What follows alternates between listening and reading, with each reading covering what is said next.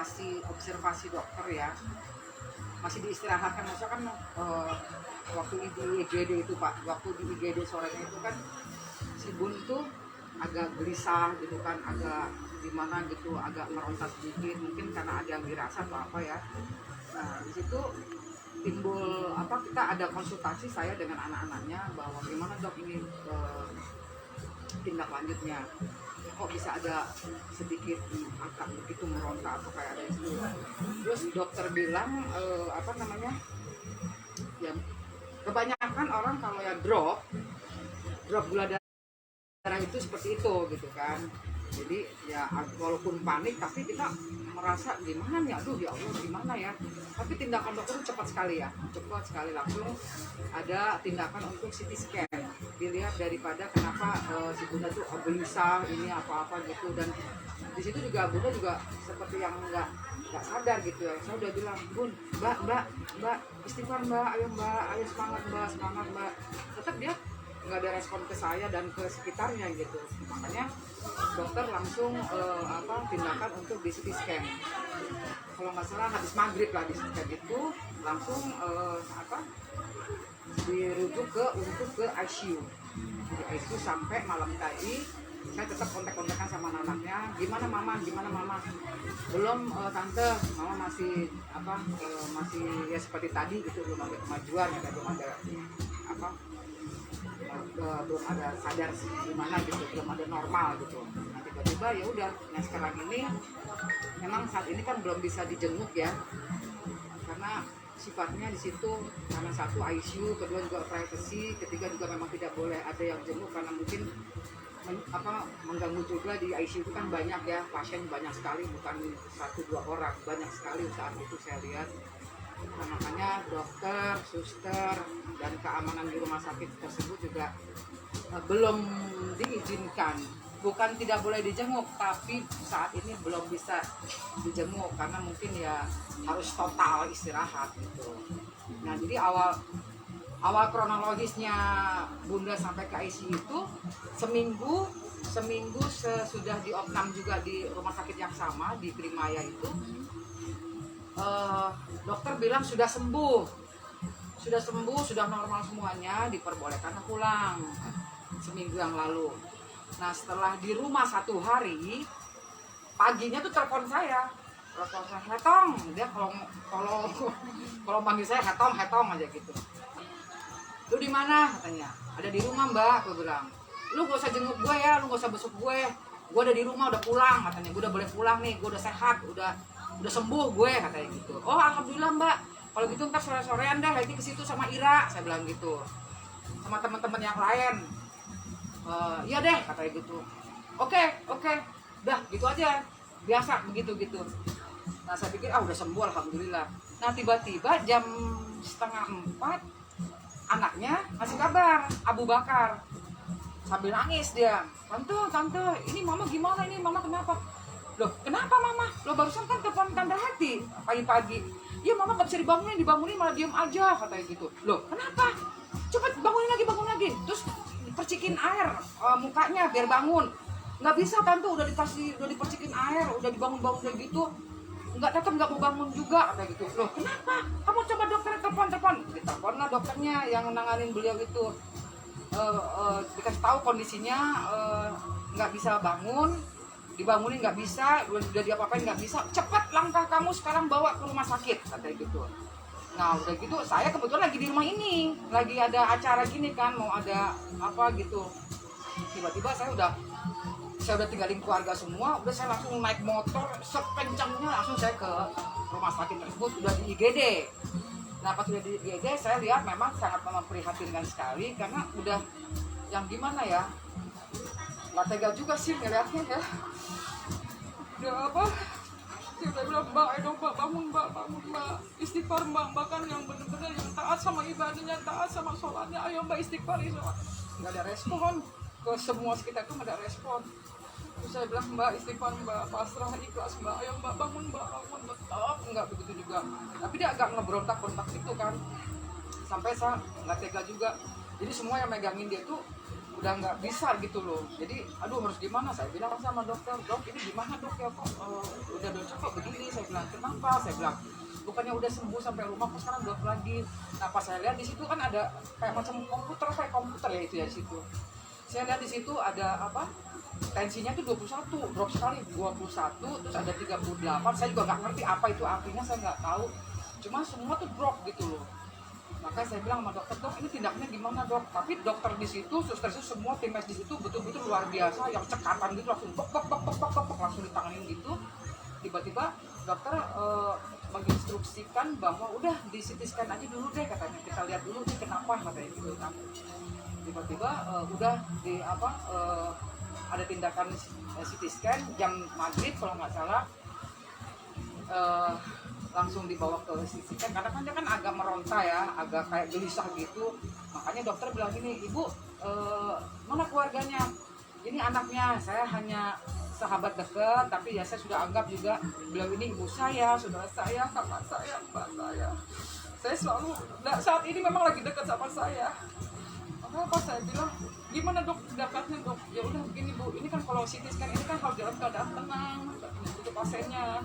Sementara si bunda ini gelisah terus gitu tuh, sudah kayak yang gimana deh gitu loh. Udah semua tuh menakutkan sekali untuk saya ya, karena saya baru pertama kali melihat pasien tuh seperti itu. Tambah lagi orang yang terdekat saya udah nggak berdaya gitu loh. Tiba-tiba dokter menyarankan gimana saya izin dulu sama keluarga, saya mau diberikan suntikan apa tenang atau apa supaya tenang gitu beliau itu. Tiba-tiba saya bilang saya tidak bisa mengizinkan karena saya tidak ada hak untuk mengizinkan, takut nanti saya salah, saya bilang gitu. Gimana kalau anaknya aja, saya bilang. Dipanggilnya ada Khadijah sama Mimi ponakannya yang ngurus selama ini sakit, dan mereka juga bingung gimana tante, katanya gimana tante. Ya tapi gue bingung gimana dong. Saya bilang langsung gini ya dokter, yang terbaik dokter aja seperti apa, saya bilang. Kalau menurut dokter itu baik, tindakan dokter seperti apa silahkan monggo, kalau untuk kebaikan Bunda Dorce, saya bilang gitu. Ya udah ya kita bismillah ya katanya gitu. Udah akhirnya tindakan dokter seperti apa saya tidak tahu. Dibawalah Bunda Dorce ke lantai berapa untuk CT scan gitu ya. Saya tetap menunggu di bawah gitu, menunggu keputusan seperti apa gitu. Saya udah nggak ngeliat lagi tuh dibawa kemananya gitu, di CT scan gitu. Tiba-tiba saya tunggu jam 7, jam 8, jam 9 malam belum ada keputusan, belum ada hasil daripada CT scan itu. Nah akhirnya dokter tindakan juga langsung dibawa ke ruang ICU gitu loh. Nah di situ juga dia udah tenang karena mungkin pengaruh dari tindakan dokter yang mungkin diberikan suntikan supaya tenang atau apa, saya belum tahu. Nah akhirnya pas saya lihat lagi ke atas sudah di ruang ICU, saya udah lihat beliau sudah tenang, dan dia miring ke kiri begitu. Biasa nanti kalau tidur kan suka mau guling terus miring gitu. Nah tiba-tiba setelah itu saya tinggal di bawah.